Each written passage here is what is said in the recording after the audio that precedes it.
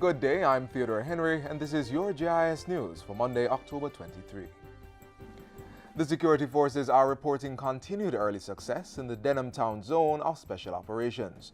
During systemic searches on the weekend, the joint forces discovered a credit card scanning machine, which they say is used in the lottery scam and other fraudulent activities. A 9mm magazine and rifle cleaning kit were also found behind a house on Pink Lane on Sunday. Earlier, it was reported that 34 live rounds of ammunition had been recovered in the zone, and one man was arrested for breaching Section 21 of the Zone of Special Operations Act by providing false identification.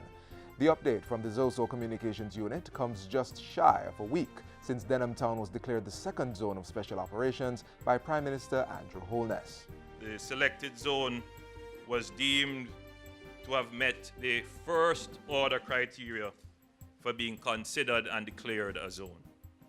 And those first order criteria would be ongoing gang warfare, rampant criminality, escalating violence and murder, and a threat to rule of law.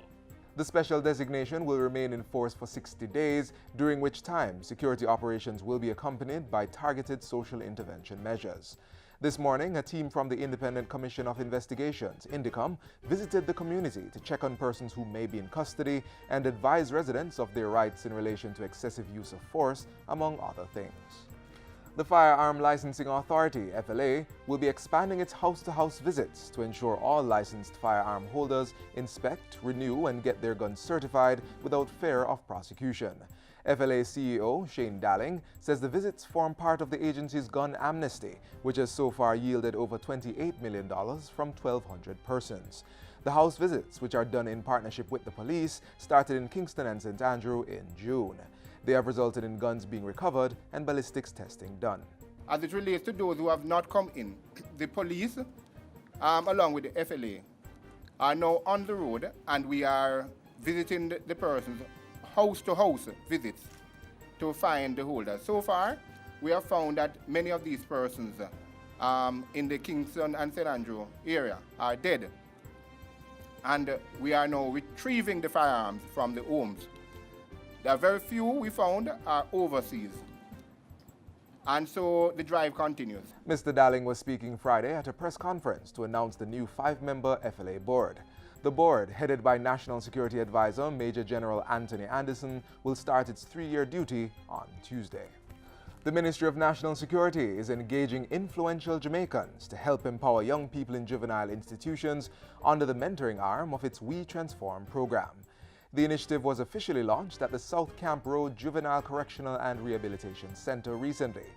At the same time, Miss Jamaica World 2017 Solange Sinclair was introduced as the newest mentor for the program.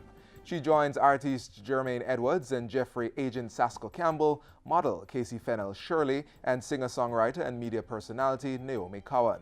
They have been going around to various juvenile institutions engaging the youth. Minister of State in the National Security Ministry, Senator Pernell Charles Jr., says the contribution of the mentors will help to lift the spirits of the wards and motivate them to look beyond their current situation. We Transform also involves engaging youth in training in academics, vocational education, and employability and life skills. They are also offered internships or job placements and take part in an annual competition and exposition where they can showcase their skills and talents. The National Health Fund, NHF, is financing a $3 million refurbishing of the Ramba Health Center in Hanover. The project will benefit over 6,000 outpatients who access the primary healthcare facility.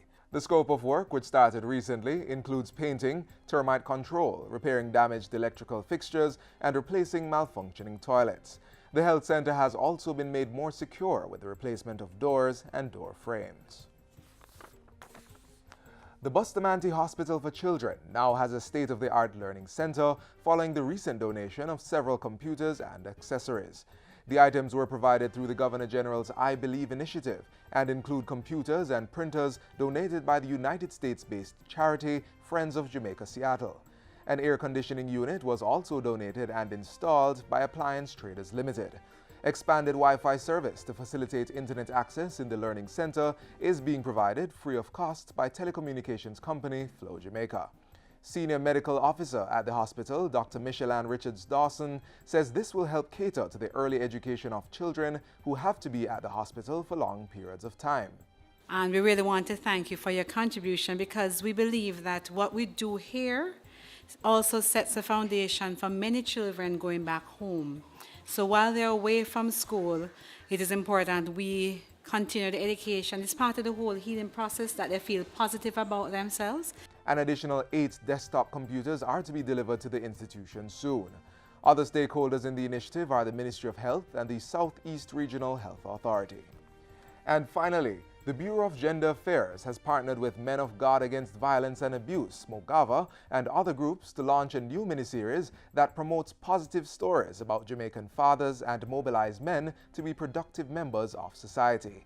Titled Amazing Dads, the miniseries is also being supported by the AIDS Healthcare Foundation and the Management Institute for National Development, MIND. Minister with responsibility for gender affairs, Olivia Grange, has welcomed the initiative. The Amazing Dads miniseries is a well-needed platform, ladies and gentlemen. It's a platform needed to highlight the positive roles of men, notably our Jamaican fathers. As part of Amazing Dads, fathers of exemplary character will be interviewed to share the role they play in their children's lives and the influence it has on their children's behavior.